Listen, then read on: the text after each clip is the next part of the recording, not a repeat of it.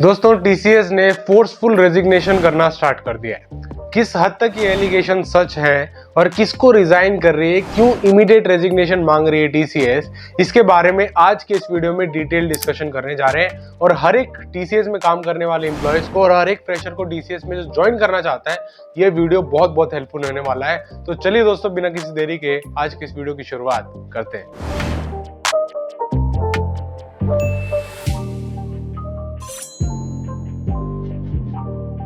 दोस्तों आप यहाँ पे लिखा हुआ देख सकते हो, फोर्स्ड रिजाइन टीसीएस 2 इसलिए लिखा हुआ है क्योंकि मैं ऑलरेडी इसका पार्ट 1 बना चुका हूँ, जहाँ पे मैंने आपको बताया था कि पीएफ की वजह से, पीएफ में जो इश्यूज आते हैं, प्रोविडेंट फंड में जो इश्यूज आते हैं, उसकी वजह से टीसीएस काफी सारे एम्प्लॉयज को रिजाइन करने को बोल रही है या कुछ उसमें डिस्क्रिपेंसीज हैं। उन सभी चीजों के बारे में हमने उस वीडियो में डिस्कस किया था। आज के इस वीडियो में हम लोग बात करने जा रहे हैं उन सभी एसोसिएट्स के लिए जो बेंच पे है।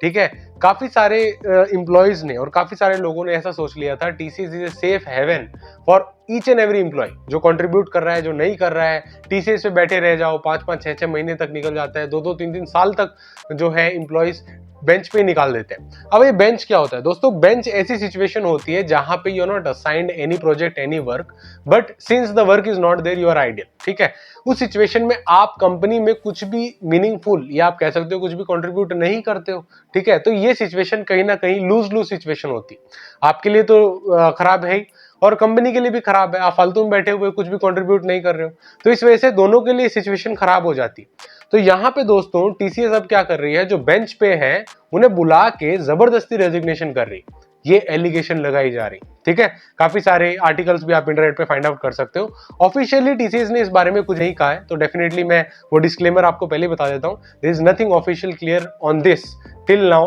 From the TCS. लेकिन दोस्तों ये फोर्स रेजिग्नेशन या आप कह सकते हो कि सैलरी विद होल्डिंग का भी एक पॉइंट है, जहां पे टीसीएस क्या है, सैलरी रोकने की बात करिए। ठीक है, जो बेंच पे है, जो काम नहीं कर रहा है। अब देखो, जो बेंच पे होता है उसकी डिप्लॉयमेंट इंडेक्स एक फैक्टर होता है, वो तो आपका अफेक्ट होता ही है, जिस वजह से आपको कुछ ना कुछ सैलरी का कंपोनेंट तो रुक ही जाता है। ठीक है, लेकिन अब बातें चल रही है कि जो बेंच पे है, जो रिजाइन नहीं कर रहा है, रिजाइन नहीं करवा रहे हैं जिसको हम, उसको जो है पूरी तरीके से सैलरी रोक देते हैं, तो एक तरीके से खुद ही वो एक नया अल्टरनेटिव ढूंढ लेगा।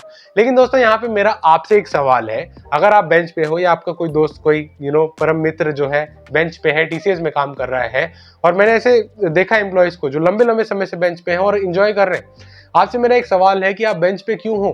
ठीक है, अगर आप ये 4 या 5 महीने हो चुके हैं, आपको कोई भी मीनिंगफुल काम नहीं मिल रहा है, तो इंडस्ट्री में काम खत्म नहीं हो गया है। आप काम ढूंढिए, अपने आप को अपस्किल करिए, अच्छी अपॉर्चुनिटीज ढूंढिए, अच्छी हाइक लीजिए, और मैं कहता हूं जाइए जो अच्छी अपॉर्चुनिटी मिल रही है उसकी तरफ। क्यों यहाँ पे बैठ के टाइम खराब कर रहे हैं? अगर आपको फोर्सफुली भी टीसीएस निकाल रहा है, अगर ये एलिगेशन सच भी है, तो भी कहीं ना कहीं आपके लिए अच्छा है, क्योंकि देखिए आप कुछ ना कुछ कंट्रीब्यूट तो बिल्कुल भी नहीं कर रहे हैं वहां पे बेंच पे बैठ के, सिर्फ मजे ले रहे होंगे, मुझे डेफिनेटली पता है। तो बेंच पे कुछ भी नहीं होता है, तो इट इज ऑलवेज गुड। अगर कंपनी ऐसा कर रही है तो इट इज गुड एक्चुअली। कुछ मीनिंगफुल टाइम के लिए, मान लो 1 या 2 महीने, चलो समझ में आता है, एक प्रोजेक्ट खत्म हो जाता है फिर दूसरा शुरू हो जाता है, तो कहीं ना कहीं समझ में आता है, कोई बात नहीं, बेंच पे सिचुएशन ऐसी बन सकती है। लेकिन आप लगातार 6 महीने या 1 साल तक या उससे भी ज्यादा बेंच पे हैं, तो वो कहीं ना कहीं आपके प्रोफेशनल कैरियर के ऊपर भी एक बहुत बड़ा क्वेश्चन मार्क है। आप कुछ भी मीनिंगफुल वहां पे कंट्रीब्यूट नहीं कर रहे हैं, तो वो सिचुएशन आपके लिए भी खराब है। तो ऐसी सिचुएशन में आप जल्द से जल्द बाहर आ जाइए। उसके लिए अगर टीसीएस रिजाइन कर रही है, फोर्सफुल रेजिग्नेशन ले रही है, तो चलो अलग बात है। नहीं ले रही है तो आप भी कुछ ना कुछ अच्छी अपॉर्चुनिटी ढूंढिए, उसकी तरफ मूव होइए। ठीक है, that is a much much much required thing, please take care of that. ठीक है दोस्तों, ये बहुत इंपॉर्टेंट मेरा आप लोगों के लिए मैसेज था, जो बेंच पे है या बेंच पे जाने वाले हैं। मैं तो कहता हूं जो आपको ये हिंट लग जाए कि ठीक है मैं 1 महीने बाद बेंच पे होऊंगा, उसी समय तेजी से अपस्किल करने की कोशिश करो, बाउंस बैक करने की तैयारी में लग जाओ, कि अच्छी से अच्छी अपॉर्चुनिटी जो भी मार्केट में आपको मिल सके आप उसके पीछे दौड़ने लग जाओ। ठीक है, ये सिचुएशन आपके लिए बेहतर होगी। ठीक है, so that was a humble advice from me, आपके लिए बहुत बहुत हेल्पफुल होगा। आप जल्द से जल्द अपस्किल करिए, अच्छी अपॉर्चुनिटी की तरफ जाइए, अच्छी हाइक लीजिए और अपना कैरियर ग्रोथ देखिए, अच्छी तरह कंट्रीब्यूट करिए। ठीक है, जितना भी आप सैलरी ड्रॉ कर रहे हो, कोई देख रहा है नहीं देख रहा है, अपनी तरफ से उससे ज्यादा कंट्रीब्यूट कर दो। ठीक है, ताकि आप खुद को आईने में देख के सेटिस्फाइड फील कर सको। That is the most important thing. ठीक है, अब जो है, चलो ये बातें तो मैंने आपको बताई, प्रिकॉशनरी मेजर, लेकिन अब प्रिकॉशंस की बात करते हैं कि ऐसी सिचुएशन में आप फंस चुके हो, आपसे मान लो आने वाले कल में ऐसा फोर्सफुल रेजिग्नेशन ले लिया जाता है, तो आप क्या कर सकते हो। ऐसी सिचुएशन में point 1 is without proper cause can be a legal and ethical questionable. ठीक है, अगर आपसे कोई भी प्रॉपर डॉक्यूमेंटेशन नहीं दिखाया जाता है, प्रॉपर रीजनिंग नहीं दी जाती है और फोर्सफुली डायरेक्टली बोल दिया जाता है रिजाइन कर दो, तो ये एक बहुत बड़ा क्वेश्चन मार्क आ जाता है कंपनी के ऊपर। अगर ऐसा हो रहा है, अगर ऐसा आपके साथ होता है, तो आप क्वेश्चन मांग सकते हो, कोई रिटर्न एक डॉक्यूमेंट मांग सकते हो कि किस बेसिस पे आप मुझे निकाल रहे हो, किस बेसिस पे आप मुझे रिजाइन करने के लिए बोल रहे हो। ठीक है, सिर्फ टीसीएस ही नहीं, कोई भी कंपनी आपको बोल रही है तो आपके ऐसे राइट्स होते हैं, आप जाके उसे लीगली फाइट कर सकते हो या फाइट के एक उससे हम्बली पूछ सकते हो कि मुझे क्यों रिजाइन किया जा रहा है, मुझे पूरा रीजन तो बताया जाए, आपका हक है ये जानना कि क्यों आपको निकाला जा रहा है। ये पहला पॉइंट था। दूसरा क्या है, return communication, consult HR department for clarification, labour union for support.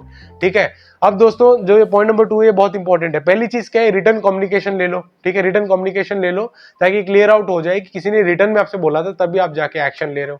जब तक कोई रिटर्न में कुछ नहीं बोल रहा है, जब तक तो एक्शन लेने की ऐसे ज्यादा रिक्वायरमेंट होती भी नहीं है। दूसरा पॉइंट क्या है, consult HR department. HR department को प्लीज कंसल्ट करो, उनसे एडवाइस लो कि ये सिचुएशन हो चुकी है या ये सर्कमस्टांसेस आ चुके हैं, अब मैं क्या कर सकता हूँ, XYZ बातें आप उनके साथ शेयर कर सकते हैं। ठीक है, दूसरी चीज क्या है, आप यहाँ पे क्लैरिफिकेशन लेने के बाद लेबर यूनियन से सपोर्ट के लिए भी जा सकते हो। आप एक एम्प्लॉय है, यहाँ पे एक बात समझो, तो आपके कुछ राइट्स हैं, उन राइट्स को ध्यान में रखते हुए आप यूनियन के पास जा सकते हो और वहां पे बोल सकते हो मुझे फोर्सफुली करवाए जा रहे हैं, सिचुएशन आ चुकी है, अब मैं क्या करूं।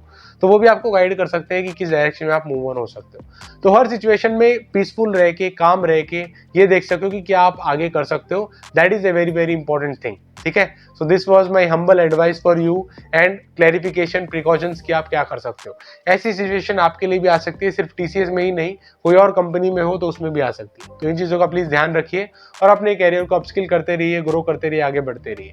अपार्ट फ्रॉम दिस, अगर टीसीएस में इंटरनल प्रमोशंस के बारे में जानना चाहते हो तो विंग्स एक शानदार प्रोग्राम है जहां पे अप टू 100% आपको हाइक मिल जाती है। इंटरनल प्रमोट हो जाते हो, हाइक दे रही है एनुअली, नहीं दे रही है कंपनी, इररिस्पेक्टिव ऑफ दैट आपको 100% हाइक दे दिया जाता है। ठीक है, उसके बारे में डिटेल वीडियो हम ऑलरेडी बना चुके हैं, जिसको देखने के लिए स्क्रीन पे हो होती है वीडियो को क्लिक करके देख सकते हो। वीडियो देखने के लिए बहुत बहुत शुक्रिया, thank you so much for watching. जय हिंद, वंदे मातरम।